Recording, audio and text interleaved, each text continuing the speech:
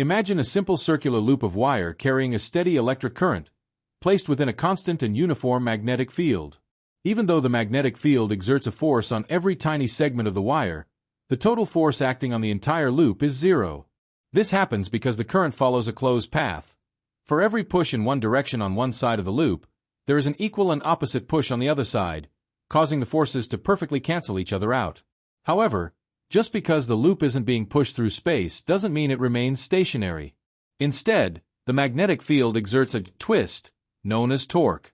To understand this, imagine an invisible arrow pointing straight out from the center of the loop, representing its magnetic moment.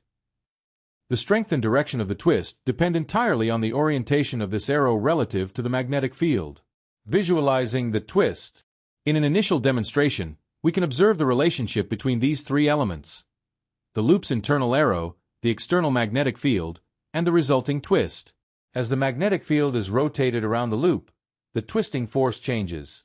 This twist is most powerful when the magnetic field is perpendicular to the loop's internal arrow.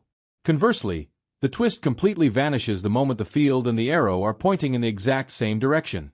The loop in motion. A second demonstration takes this a step further by showing the physical consequences of this twist. If the loop is allowed to rotate freely, the torque acts as a rotational push that causes the loop to spin. This isn't random motion. The loop is physically responding to the magnetic field's influence. The loop acts much like a compass needle, automatically rotating until its internal arrow is perfectly aligned with the external magnetic field. As the loop turns closer to this alignment, the twisting force weakens. Once they are perfectly parallel, the torque drops to zero, the rotation stops, and the system reaches its state of minimum stored energy. This loop alignment illustrates a fundamental principle of physics. Systems naturally seek a state of equilibrium where all twisting forces disappear.